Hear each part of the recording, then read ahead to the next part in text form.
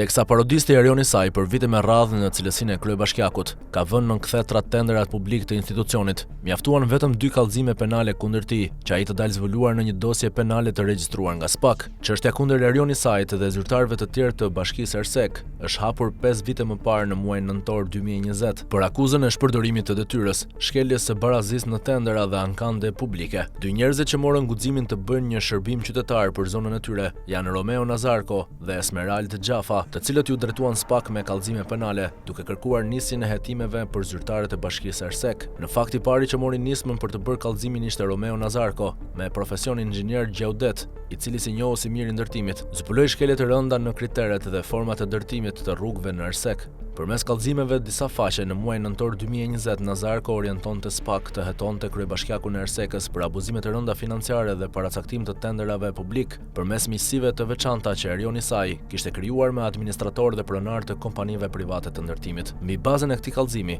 SPAK regjistroi procedimin penal numër 280 për 2 akuza, atë të shpërdorimit të detyrës dhe shkeljes së barazisë në tendera. Kujtojmë se Romeo Nazarko është personi i cili ka denoncuar në SPAK edhe në prokurorinë e Tiranës skemën e korrupsionit të bërë nga zyrtarët e Agjencisë së Zhvillimit Bujqësor dhe Rural, duke keq përdorur fondet e Bashkimit Evropian përmes projekteve të Olafit për bujqësinë. Nazarko kishte aplikuar në vitin 2019 në AZBR për të siguruar mbështetje për zhvillimin e një sipërfaqeje prej 23 hektarësh tokë në vendlindjen e tij në Ersek, ku planifikonte të mbillte gështenja, lajthi, arra dhe bajame në një sistem zinxhir zhvillimi me banorët e zonës. Por aplikimi i tij u refuzua nga AZBR, pasi siç ka pretenduar ai në kallëzim dorëzuar SPAK-ut, inxhinieri gjeudet refuzoi të bëjë pjesë e skemave të korrupsionit që ndërvepronin në këtë institucion. Aktualisht kjo dosje e dorëzuar nga Nazarko po ndiqet penalisht nga SPAK dhe hetues të Komisionit Evropian, ndërsa personi i dytë është avukati i njohur Esmerald Xhafa, i cili në cilësinë e qytetarit të Korçës dhe teksa u vu në dieni përmes raportimeve mediatike për shembjen e rrugës nacionale Ersek-Korçë, vendosi në 29 shkurt 2024 të drejtohet me një kallëzim SPAK, duke kërkuar ndjekjen penale të kryebashkiakut për akuzën e shpërdorimit të detyrës.